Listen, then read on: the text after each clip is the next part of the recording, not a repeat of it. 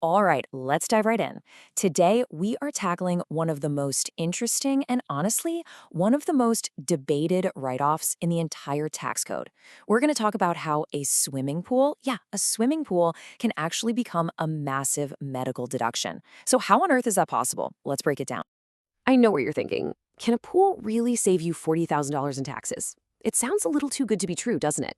Well, under a very, very specific set of circumstances, the answer is yes, absolutely.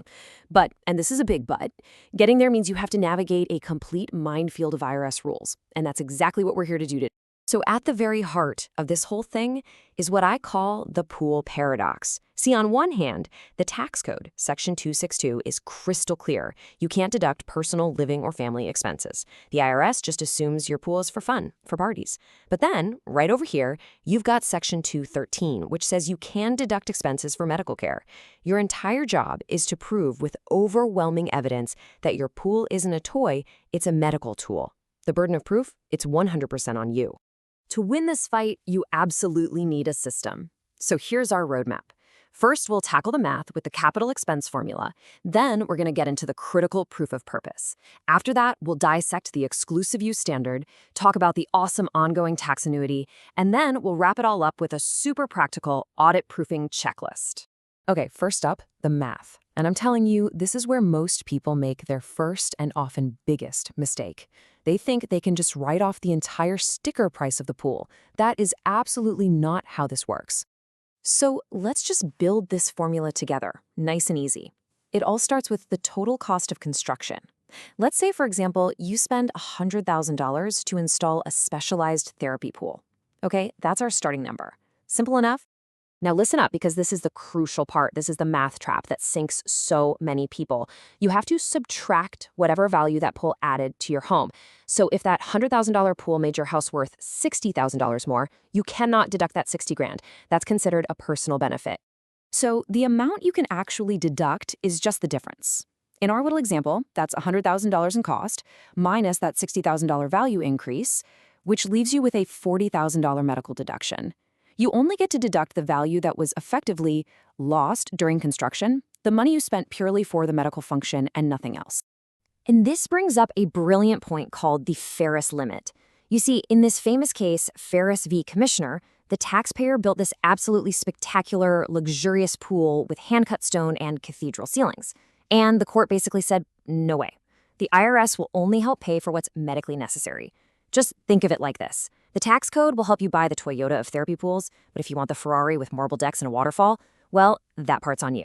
Okay, so once you've got the math down, you have to win the war of intent. You have to prove beyond a shadow of a doubt that this pool was built for one primary reason and one reason only: medical necessity. The key legal standard you have to meet here is called the but-for test, and it's pretty straightforward.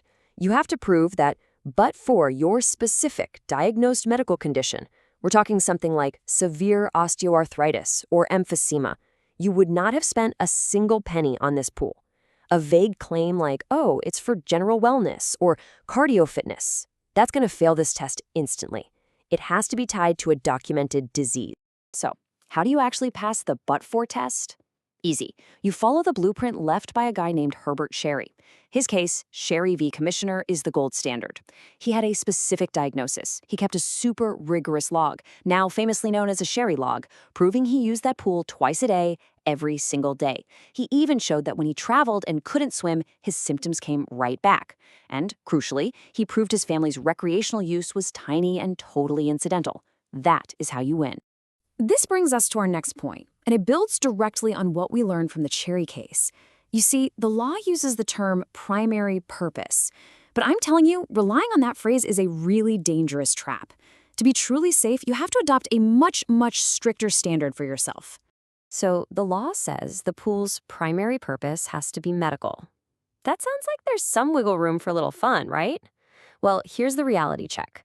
Trying to prove what counts as incidental to an IRS auditor is a really risky and potentially expensive game to play. The safe strategy, the one that's going to hold up under intense scrutiny, is to treat that pool as if it requires virtual exclusive use. That means for medical purposes only. And all of this leads to the single most important rule to protect this entire deduction. It's simple, it's memorable, If you deduct it, you don't party in it. Period. The minute that pool becomes the neighborhood hotspot for weekend barbecues, your medical deduction just vanishes into thin air. An auditor is trained to look for physical evidence of your intent. Think about it. Diving boards, water slides, a deep end that's perfect for cannonballs, a tiki bar. I mean, come on. These are massive red flags. They scream recreation, not therapy. On the flip side, having things like a chairlift, special handrails, or design with shallow depths for water therapy powerfully communicates the pool's real medical purpose. Now for my absolute favorite part of this whole strategy. This is the hidden gem, the part that provides value year after year after year, even if your initial deduction for construction was zero. So here it is. As long as that medical need exists, you get to deduct the annual operating costs of the pool. Yeah, that means the electricity to run the pump, the gas to heat the water, all the chemicals, any repair services, and even a part of your homeowner's insurance. This creates what I call a perpetual tax annuity, an annual deduction that lowers your taxable income for as long as you medically need that pool. It is a massive long-term win. Okay, so we've covered the math, the proof, the purpose, the usage rules. How do we pull all this together into a bulletproof plan? This is your action plan, the exact steps to create a deduction that can actually withstand an IRS audit. All right, here we go. Step 1, get a detailed letter of medical necessity from your doctor, non-negotiable. Step 2, get professional before and after appraisals of your home to precisely calculate the math. Step 3, design the pool for therapy, not for parties. Step 4, keep a detailed cherry log of your daily usage. And step 5, save every single receipt for construction and operation. This is your evidence locker. This is what will save you. And that leaves us with one last question. To truly protect this massive deduction, is it more important to think like a patient who has a genuine medical need, or to think like a forensic accountant who has undeniable bulletproof proof? The answer, of course, is that you have to be both. The need must be real, but the proof has to be absolutely airtight.